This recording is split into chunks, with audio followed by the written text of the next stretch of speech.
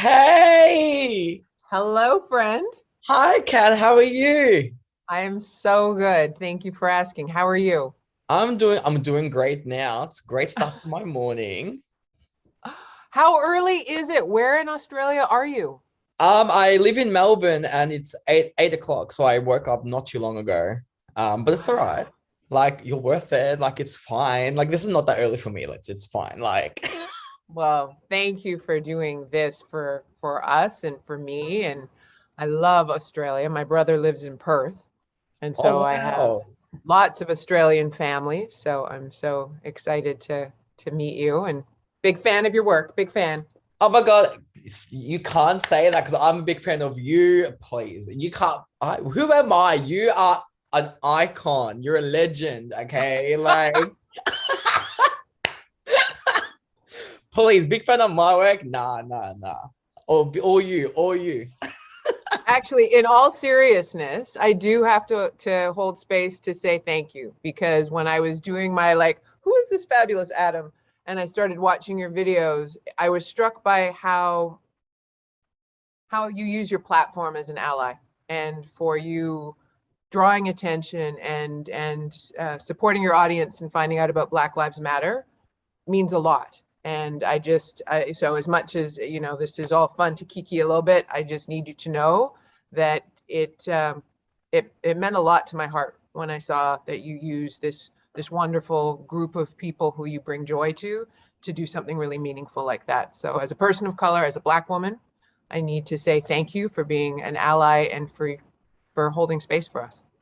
Thank you. That means a lot. I mean, how could I not? I mean, it's representation on screen is so important, and that's part of the reason why I was drawn to Motherland for Salem, and like I feel like having this platform, not that like I do it just for the views or whatever, but like it's because I want to bring attention to to everything, and like if I got this platform, I can't use it for good, you know what I mean, and just bring attention to it pretty much. So I have to, Well, it's and you're amazing. Everyone on the show is amazing. Like I have, it's you have to like it's just part of being human. You just got to support everybody, but So the work is hard, and thank you for sharing the load.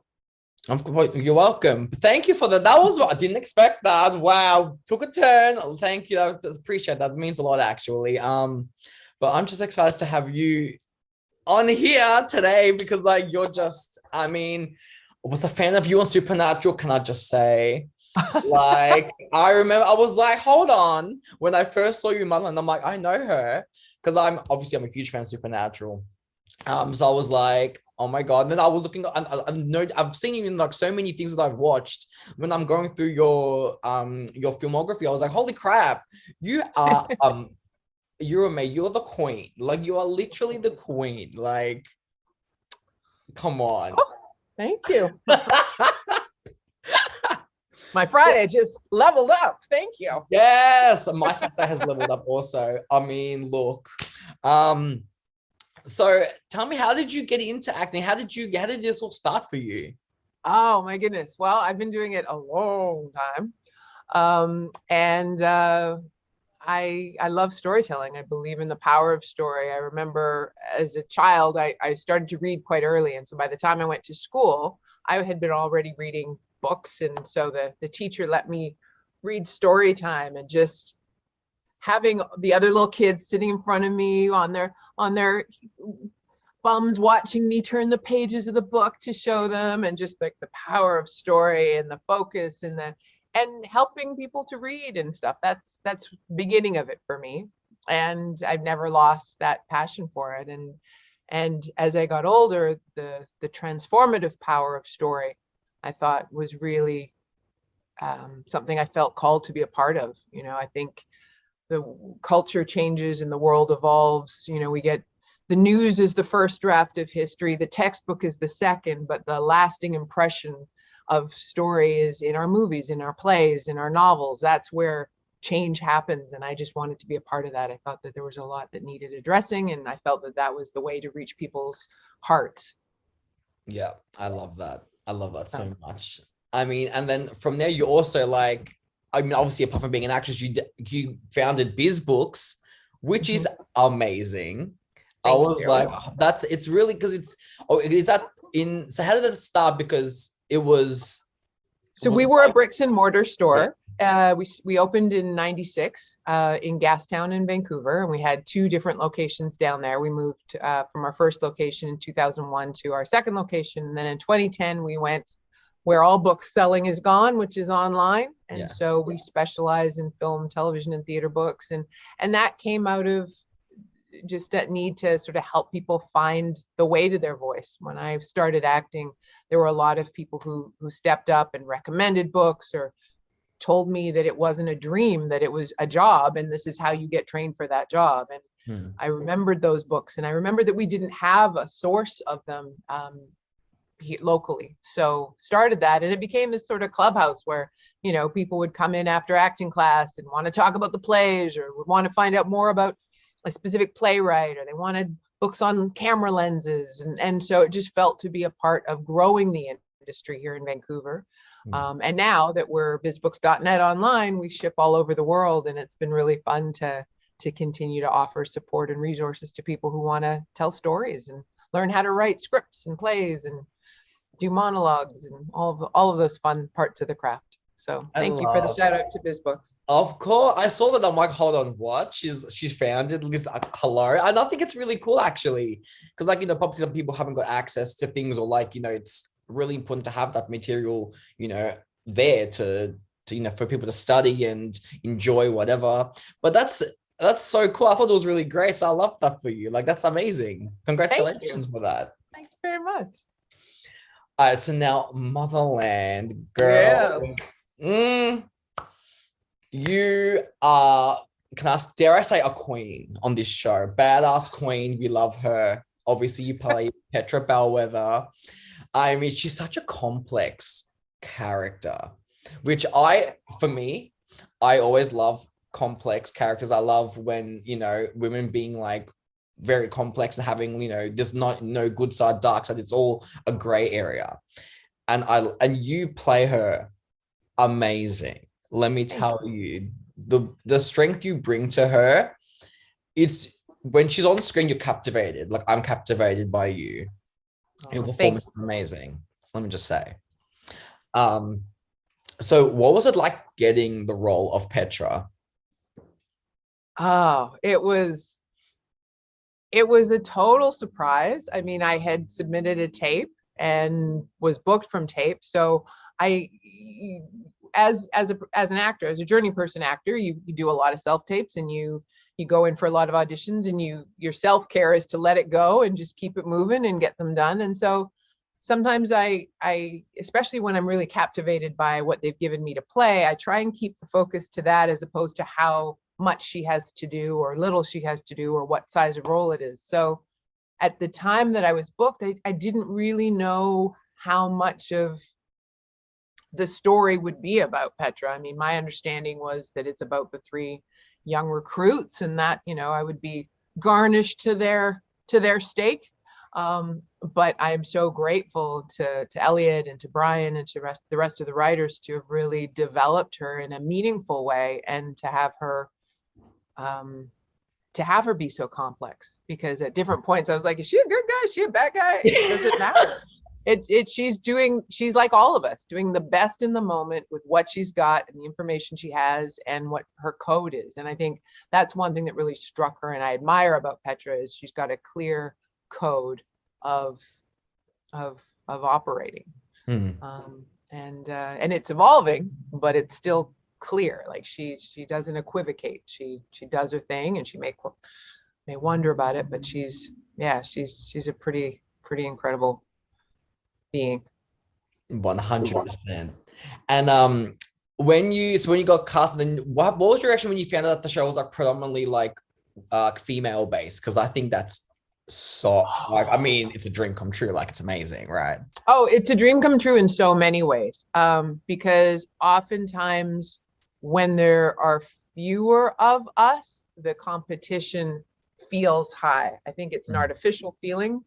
But it is a sense of a rarefied space because there's not many of us here, so we need to be protective and guarded.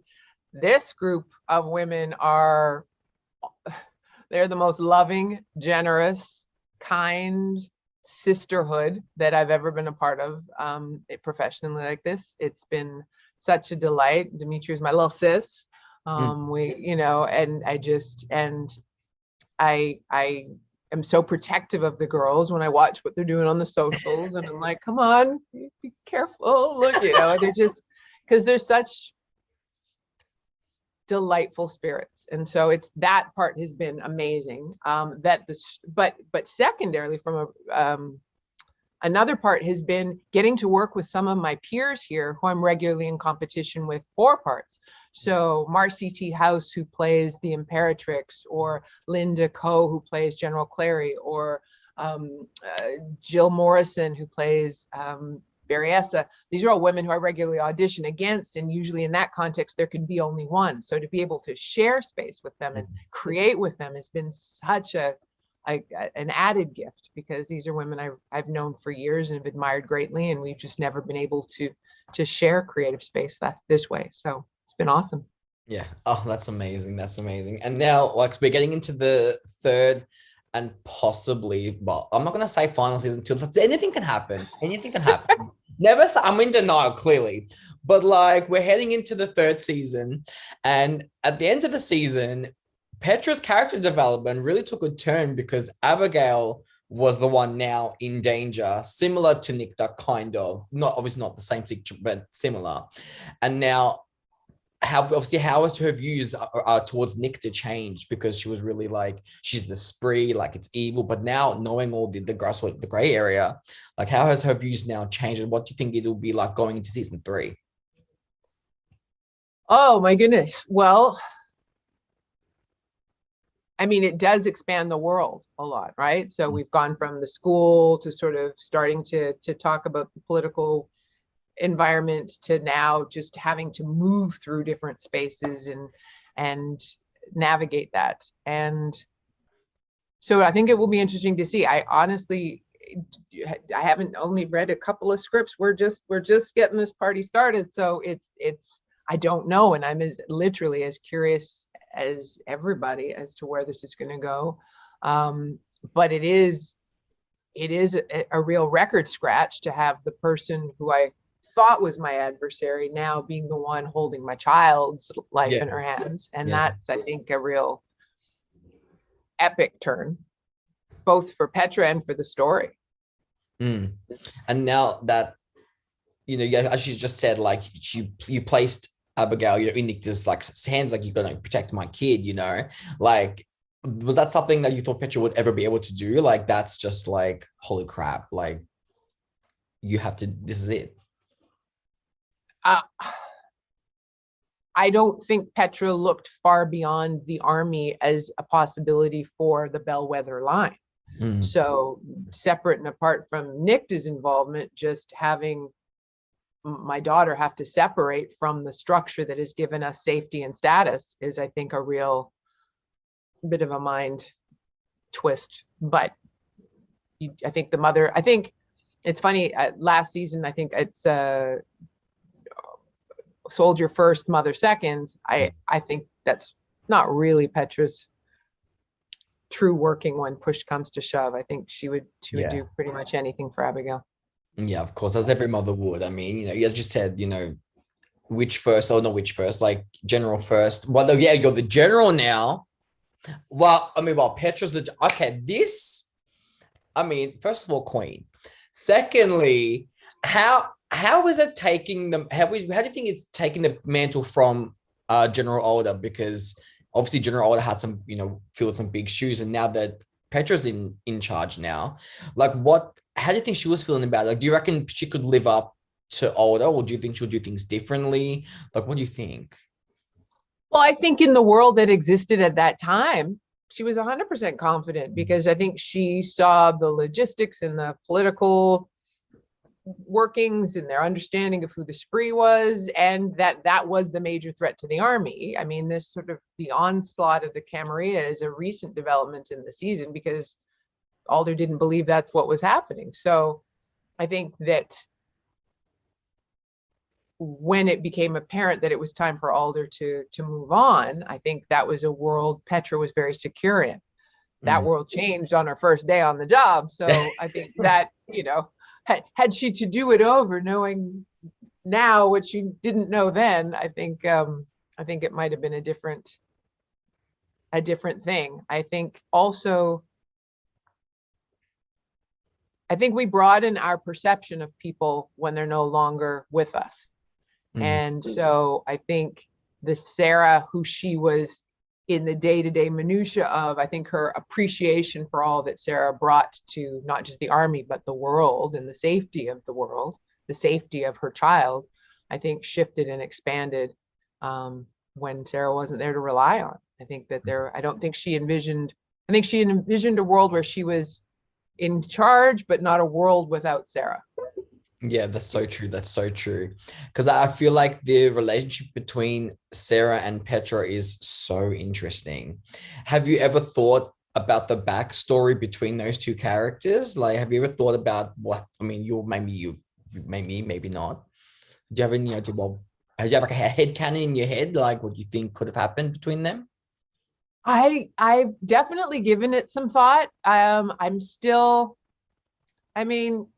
Petra has 3 husbands. Petra's lived a lot of life, and I am not clear exactly how old Miss Petra is, because a lot of things warp and bend in this world. And so I know that Petra's from a distinguished lineage, but I'm not exactly sure.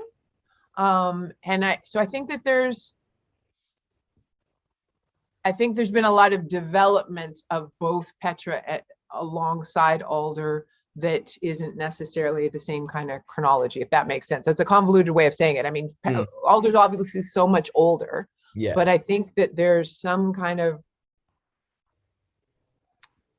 development that Petra had under Alder's wing that makes her think that she has these skills developed, and that a lot of them come from Jem, her ancestor, and that connection. So I don't know where it started. I don't know if she worked the system in terms of the imperatrix and the lineage and that work, or if Alder saw something in her and elevated her, on merit. I think it's probably some kind of combination of the two, and I would love for that to be revealed at some point. Just because I'm curious. Yeah, I feel like would you like to see a flashback episode or like scenes between like a young Petra, but I say young, like not, young, but like young Petra, older, like I think it'd be kind of, get some backstory, even like meeting her, like finding her husband and stuff. What my favorite thing about this season actually was getting to know more about the Bellwether family, because we got how was all that, you had the 3 husbands, like go off, like amazing. And then they're so wonderful. My husbands are great. They're all so different, and it's always so fun when I get to work with them. So, and I had known all 3 of those gentlemen independently of the show. So as they formed the band, it was great to get some time with them. So I love that. That's so cool. Were you actually happy to get some more backstory with the Bellwether family? Definitely. And the introduction of Minerva, I think it explained a lot of what's going on with Petra, why she's so driven, why she's so competitive, why she is the way she is. No, definitely. That's why I love the dynamic between all of you, even with Abigail. The dynamic there is just because you feel like the tension in the family, like you feel it, but like hearing all the different perspectives and stuff, like it's just you get like you said, you get better insight into why Petra's like this and why Abigail's like this. But who knows? Like maybe Abigail will end up breaking the chain. Who knows? Like anything could happen. But I think there's like such high standards. But Well, and it's the classic dynamic too, where the grandmother's way easier on the granddaughter than she is on her own daughter. It's like, wait a second. Yeah. It just happened here. Like, you would never have let me say that. What? Like, yeah. And I think that's one of the gifts of the writing, is that while we have this unique world, we have recognizable dynamics like that I think that is such a humanizing part of this show, is that we recognize Rael and her dad, we recognize Petra and her daughter, and Petra and her mother, and we see that these are relatable. Yeah. It's like, yeah, because people, I feel like people can relate to those type of family situations. And like, that's what makes it, even though like, that's it's a supernatural show, whatever, but like these families are real. Like they have real issues. It's like every other family, and yeah, you guys just bring that dynamic right to the screen. The chemistry is amazing. And I'm just like, you know what? I feel a bit of that, like 100%. So you guys did great. Well, thank you. The women on this show make it easy though, like, because you like them, so you want to be in their space, you want to create with them, you want to explore with them. Like it's such a wonderful dynamic. Yeah, exactly. I told you, one of my favorite things about TV shows is when they have powerful women in the shows. I'm there. I'm just like, I just love to see it. Like, give me female villains, give me badass women, give me that, that's why Motherland, I was like, holy crap, there's all these women, they're all badasses, they're all amazing. You don't get that often on TV shows. You have maybe one or two. You have like a whole group, which is like unheard of. So it's very rare.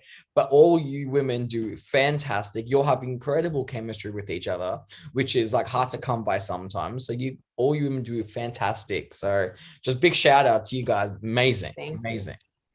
And we're different ages too. I think that's really important to say, because that we go from the recruits to the biddies, like it isn't just select women. There's a community of women and all are represented. And I think that was something that was really meaningful to me, just to see the visual of that, the representation on screen of vital, powerful women of a variety of ages. I think is really, you don't see that many places. Exactly, because usually, like when I watch TV, when I watch like older shows, it's always like the women's always like the love interest or like just there for like whatever. But it's actually nice to have a show. Well, I mean, it's more prominent now, but it's nice to have women with their own stories, not just for a man. Because like screw that, like men are trash. Who cares? Like, it's just nice to have women have their own stories because they have all these stories to tell, and like it doesn't have to be about a man. Like. No, thank you. Like, give me more badass, to be honest. That's me, but all right, so now what's your favorite thing about working with Ashley? Because Ashley is amazing. We love her. I mean, tell me all about Ashley, the chemistry between you guys, mother and daughter. Like, tell me everything. Oh, Ashley's got jokes. Ashley, yeah. Ashley is confident. Ashley is funny. Ashley is and it's been really neat seeing her growing as Ashley, as Abigail grows as well, because I mean, this is the third year, so just watching her in season 1 talking about school, and then season 2 she's graduated from her university program, and she's finding her way. It's been really lovely working with her. And it's funny too, because I had a costume fitting yesterday, and they were talking about how like Ashley and Demetria and I are all tall, and we all have made it easier for them to find size 11 shoes, because now that they're ordering, they get notifications, because if they're shopping for the 3 of us, it's kind of hard to find. So it's funny. I love that so much. That's actually great. Yeah, we all have the same size feet. Feels like family. Yeah, 100%. I love it. But yeah. So what was your favorite scene to film in season 2, or even season 1 and 2 thus far? Like, what was your favorite? Ooh, I think 2 of my favorite scenes from season 2 were when the reunion scene when Abigail and Rael are back, and the scene at the aircraft carrier with Lynn. Those were 2 that I felt very proud of. I think one of the most amazing scenes to be a part of in season 2 was actually a scene that really focused on Lynn, when she was talking about all she had seen when we're doing the transition of power plan in her office, and she goes through all that she had seen and witnessed in her time, and I welcome her back to being human. And that was a real powerful scene to be a part of. And she's just so amazing at the work. And so being on the other side of that and just watching her you would have been in awe. find all of these things, I was in awe of it. It was just amazing. So yeah, how can you not be? Just be like, holy crap, like just having that, that energy, like presence there, like just delivering, and then you're just like, holy crap. But that scene, like again, the human scene, that was one of my favorites as well, because it was just so raw, so powerful. Like it was just really emotional. It was really well done. I got to give you both props for that. It was amazing. thank you. From season 1, Bellwether wedding, like the Yes. that whole experience was just amazing. That was my favorite episode of season 1. Getting to do that and to be fighting back to back with my daughter, we had a good time with them. So yeah, that fight scene, I was like, oh, Mama Bellwether can fight. Okay, like we knew this, but like to actually see it, and especially side by side with Abigail, I'm like, yeah, we stand. Like this is a woman we love. Like and it's good to see, obviously the mother will always protect her daughter all the time. So it was like nice to have that energy. I was like, yeah, like you always you get that conflict between Abigail and Petra, obviously, but then in that moment they have to fight together, work together to feed, it was so cool to see. And you got some moves on you. Yes, I love it. Well, I am so grateful for the work, because this Chelsea Mo Jackson is an amazing stunt woman. So between the two of us, we hopefully did Petra proud. There's a lot of me, but there's also some of her, which is just amazing. And she makes me look good on the regular. She's been my stunt woman on a number of shows, and I just think that the magic they add to production, the stunt teams, it can't go without a shout out. So Chelsea Mo Jackson makes us all look some pretty good. Magical of television, literally. So is there a character on the show that you're dying to work with that you haven't worked with yet in season 2 or for season 3? Character on the show that I haven't worked with yet? Or had a lot of screen time with, or that you would like to have more? I always love the days I'm on set with Demetria. Yeah. So, and I think our arc is really changing, because in season 1, we were both vying for Alder's attention. And in season 2, we seemed to come to a bit more of an understanding as we were trying to protect the girls. So I think that was really a lovely development. I'm also a big fan of working with Emily Leclerc, who plays Isadora.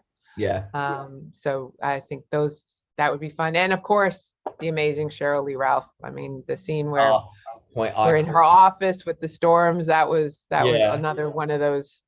That was such great days to go to work, because literally that scene, I was like, oh, because you got two powerful women, and they're just like, one's protecting her daughter and one's protecting literally America, like and like they're just like, and then not the storm though, like, do not cross Mama Bellwether, do not cross this woman, she will come for you. Okay, anything to protect her daughter. The storm, like storm and fury, like, oh, I swear. And then that was such a good scene. I was like, oh my God. Like, I was like, when I was reacting, I was like watching, and I was just like, oh shit. I had goosebumps on me. I'm like, this is like some powerful stuff. I was like, holy crap. Like, when two actors or actresses like share the screen together, like magic happens. Like, and especially then two powerful forces. I mean, come on. Like, it doesn't get better than that, So you guys did fantastic. That was a great scene. I loved that scene. Thank you. That was a lot of fun. Man.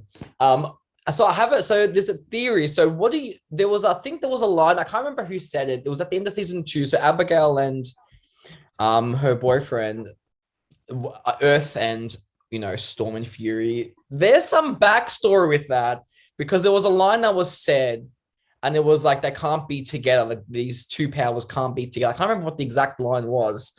I can't even remember who said it. Did Petra say it, or did maybe somebody else said it?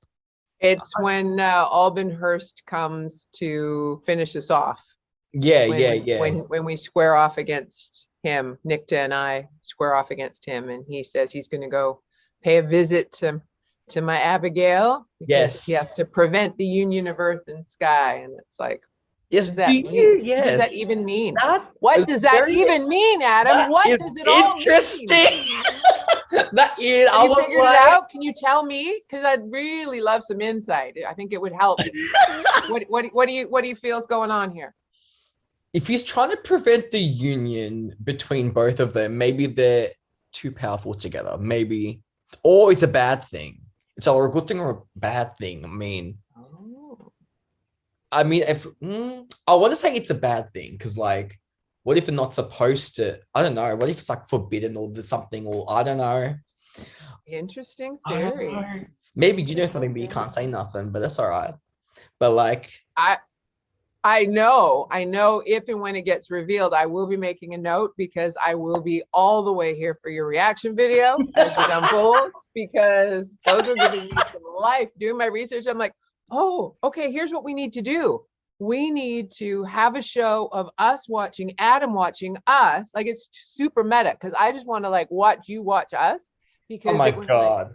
like your expressions, you pressing pause to like call us out of our names and tell us what was what. I was just like, okay, now stay on the right side of Mr. Adam.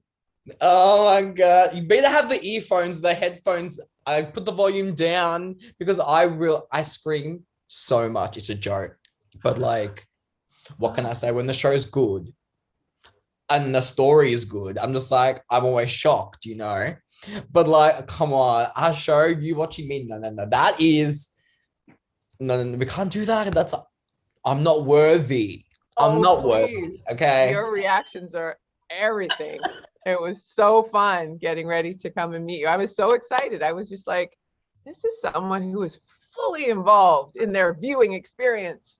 It's such a pleasure to do work for someone who appreciates it. So thank you, because that was fun. I appreciate that. Even when you were throwing a little shade Miss Petra's way, because we were not, because I don't think I didn't clock that you were not always Team Petra. I mean, that we ended up in a good place at the end of 10. I'm glad and grateful. But along the way, you were like not sure and would not commit. And I'm like, she's complicated, but wow. Yeah, I had moments. I will admit, I had moments. I was like, can I trust this woman? But you know what? We all go through character development. I did my own character development. I did my own soul searching, and we came to the conclusion we stand Petra Bellweather. Well, I love her. Thank you. I appreciate that Petra earned that, because it was looking touch and go there. Whoa. Girl, listen, I was always a fan of you from day one. Let's be honest. It's okay, expose me, I'm ready. This is what we have to do. This is what it is, you know. I appreciate that. Don't worry. We stand Petra. It's all good. We love her. I think we always loved her, but like I questioned her a few times. I was like, okay, but it's always a gray area. So like, we all do things. Everyone does things, you know, no one's perfect, you know. Understood. And her logic doesn't always reveal itself until an episode or two later. Yeah. And then when you're in the moment, I'm just like, what? And I'm like, actually, hold on. There's a reason why she's doing this. It's all right. You get my raw response, Kat. You get my raw response, you know? I appreciate that. And it's one of the things I appreciate about the switches in general, like you in specific, but like the community around the show. Because even when there were plot turns and we were halfway through season 2 and it looked like Petra was coming for Alder and people were starting to go, wait, what? Yeah. And then when the shift of power happened, it was a tough day for Petra online. But what I am so grateful for is it was a tough day for Petra. Like, I've seen it happen where the actor gets held responsible for what's happening to the character, what the character's doing. Exactly. And I was really grateful that the concern about Petra's choices did not become anger with me. Exactly, because that's so true, because that's like one of the things that I always try to like I have this platform, whatever, but like I'm always like, if you don't like something that a character does, don't go and blame the actor or the actress, because it's not, they're literally just getting paid to read the script and like act, and it's not there. They have no response, they have no say over what their character does in a way, you know. I'm just like, there's no point, because it's like, what for me, I'm like, what's the point of this? Why are we hating for? Like, why? What's the point? Why are we putting energy into this? Like, there's no point for me. I'm just like, you don't like something, that's cool, but don't drag the actor for it. Like, they're just doing their job. Like, really? But that's but switches. I'm glad I can distinguish between, you know, actor and character. It's refreshing, because some fandoms are very toxic like that. But yeah, you're right. The switches, they know, they're like, they always respect you. But Petra, okay, but it's good that they learn to distinguish, and I was like, no, like, it was good. It's good. It's good. Yeah. No, I was grateful for that for sure. Yeah, good. Otherwise, we would have to come and protect Catherine Protection Squad. We would have to assemble. Like, excuse me, no. Oh man. I had some, I don't even know what questions I'm asking, man. I'm having too much fun. I'm just like, I'm not even looking at my phone. I'm just like, you know what? I love it. You're great. So, anyways, me like fanboying, it's fine. Okay. What was one of your most memorable set moments from any of your previous work? Not on Motherland. Do you have like something a set moment that stands out for you, or a moment? Absolutely.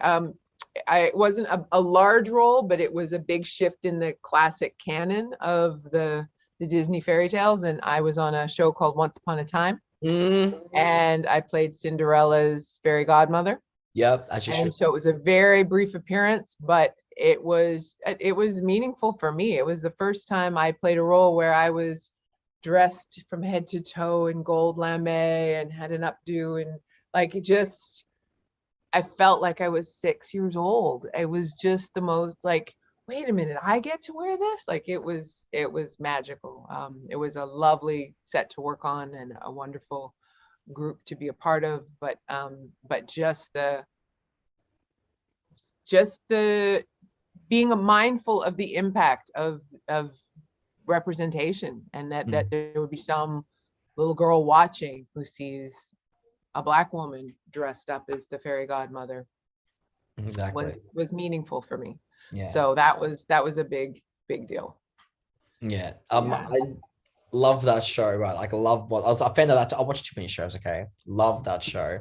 And yeah, I did notice when you appeared, I was like, hold on, I know her too. Like, I know her from somewhere else. And when I always like, hold on, I know this woman from where? So I go back and I have a look. I'm like, oh, I've seen her here. I've seen her here. I've seen her here. I'll be like, oh, right.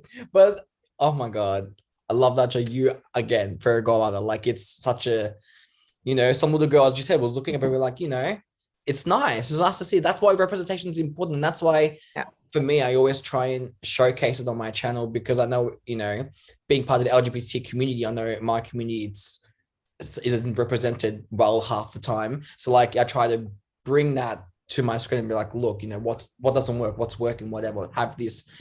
We'll react to shows that have representation in them, even because I feel like Motherland's a really underrated show, and more people should be watching it. And that's why I try to bring attention to those shows, because people don't know about it, they're not going to watch it. So if I can show people how good of a show this is, in a way, I'll try, you know. But it's just good I try, you know, as you said, to be an ally and just show the representation on the screen, because it's so important to see people see themselves represented in, you know, in television, media, and everything. So I love that, Kat. I really do. Thank you. So you've had obviously loads of acting credits over the years. Is there one project that you've worked on that kind of became a turning point for you? Well, yeah. I mean, when I say turning point, I mean like there's something that made you realize, yeah, this is why I do what I do, kind of. Ooh, why I do what I do? Yeah, actually, and interestingly enough, also related to Once Upon a Time. So I was invited to a fan convention in London, England. And I was feeling like they had misdirected the email. I'm like, I'm only in that show for a minute. So like, who are you inviting to go where to do what? And they're like, no, we'd love to invite you to a Once Upon a Time fan convention in England. And I was like, okay, let me just say yes before they realize what they've done and just get all the way on that plane. Yep. So I went, and I was feeling, you know, despite the body of work that I had done, I was feeling like a bit of an imposter having this opportunity. I was there for one episode. I didn't make it past the opening credits. I mean, yes, it was a shift in the canon in terms of established characters in fairy tale land being exploded by Rumpelstiltskin, but I was all up in my feelings about my experience with this. And then I got there and I decided, and Keegan Connor Tracy, who played the Blue Fairy, was like, hey, how you doing? And she like looped her arm in mine and she's like, let me tell you about how these are. They're wonderful. And she was just so welcoming. And so I thought, let me learn about this experience. And why this was important was I decided to learn about who came to the fan conventions and what brought them here.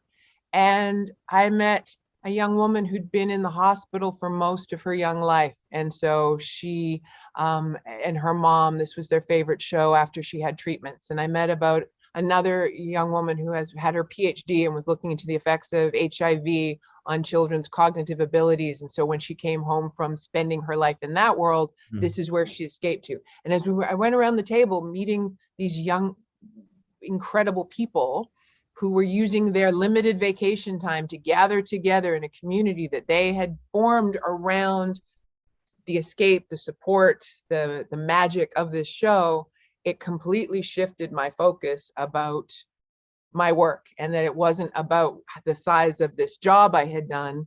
It was about being part of this world that created a safe space for people to escape to relieve their pain from, to meet community with, to have friends from across Europe that they gathered for, you know, they'd saved up all year, and this was when they got to reunite with each other. And I just became so aware of the impact of community, and that community doesn't have to be the people next door. It can be the people with whom you share values and stories. And it just refocused my gratitude on being able to be a part of storytelling and put my focus back where it should be, on the people who we're trying to reach with our stories, as opposed to that's such a nice story. That's so beautiful, because, you know, I feel like even like when I do like my videos, like I don't realize people are actually watching my videos. I'm just like, I'm just putting, you know, I'm just doing, I know, Queen, thank you. I can't believe, first of all, I can't believe you watch it. Like, that's crazy. I'm just like, I'm not worthy, as I said, like, please.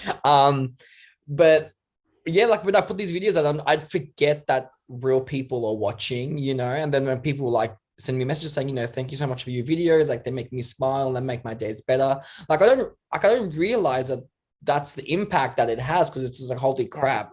And like, that's part of the reason why I do it, because, you know, it's just, I try and be always a safe space on my channel for everybody.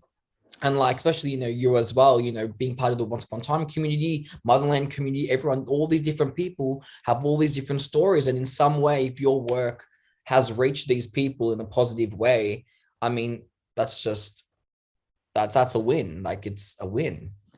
Well, and I think it's when I'm teaching, it's one of the things that I share with my students, because so much of this business is designed, like speaking about the business for a second, so much of it's designed to take your power from you. You have to get an agent to say yes, you have to get casting to say yes, you have to get production to say yes. Like, all these people seem to hold the power. And so it makes us feel, it can create in us feelings where we feel that that's an accurate measure of our value and our worth and our contribution. And the minute that experience landed on me, it really refocused. I want to tell the best story. My auditions changed. My curiosity about who's watching and why and what's the value to them and how do they feel about the stories changed. And it was less about, am I good enough to get this part? And it's like, ooh, how can I help tell this story?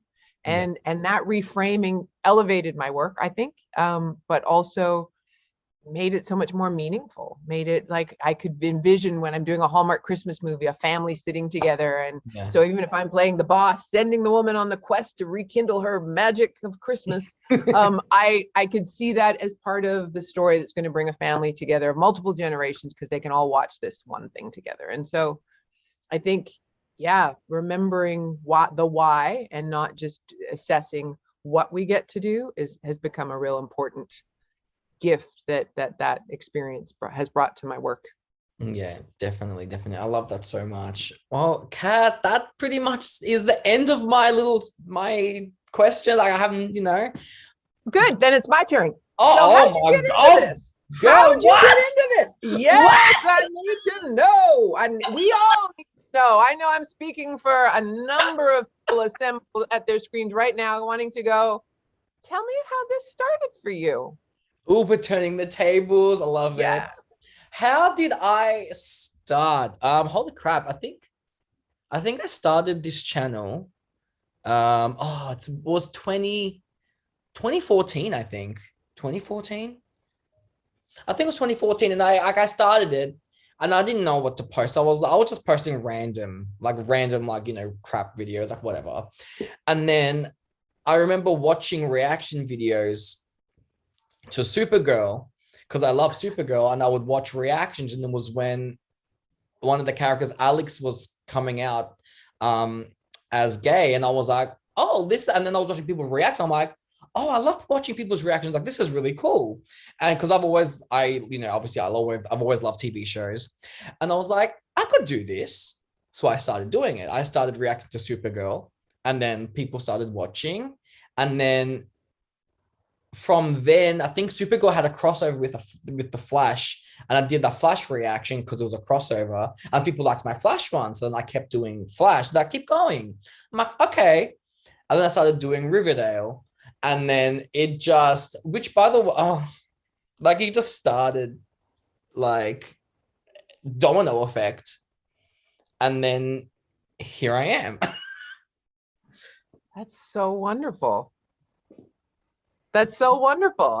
It's such fun. Like I'm already like looking at like, okay, I need to go back and see his reaction to this one and to that one. Like, you're now going to be my litmus test for quality control in my work. It's like, oh, okay, I'm on a show he watches. Let me go see what he said about my episode. Yeah. Oh my God, I swear. It's just, I don't know, it's been crazy, because I just started doing one video a week, and now it's just like all these people are watching, and I'm just like, and then I get to interview you, like I get to chat to all these amazing people, and it's like I would not have thought reacting to your shows and then would bring me here. So like, it's been a blessing, because I wouldn't be here without people supporting me, and everyone watching my videos, me screaming everybody 2 minutes or whatever. But like, yeah, it's been a blessing. So yeah, thank you. Congratulations, because it's fun to join in your world for a minute, because it's a really special place. Thank you. I appreciate that. Well, Kat, that is our chat. I mean, thank you so much for joining me today. It's been absolute honor. I really love chatting to you. Thank you, pretty much. Yeah, thank you. What am I gonna say? Like, thank you. That's it. Thank you. Well, hopefully we'll be able to connect again after season 3 airs and see what you thought. I will be love to parse it with you. Yes, I will be messaging Jasper. I will be like, sir, let me speak to Catherine again. We got to talk. Well, between now and then, have a wonderful holiday season. Be well, stay cool, because the temperatures must be climbing where you are. It's getting warmer now, yes. So I will be keeping warm. Yes, well, try to stay cool. Yeah. All right, be well. Thank you, Catherine. Have a good day. Thank you so much. Take care. Bye. Bye-bye.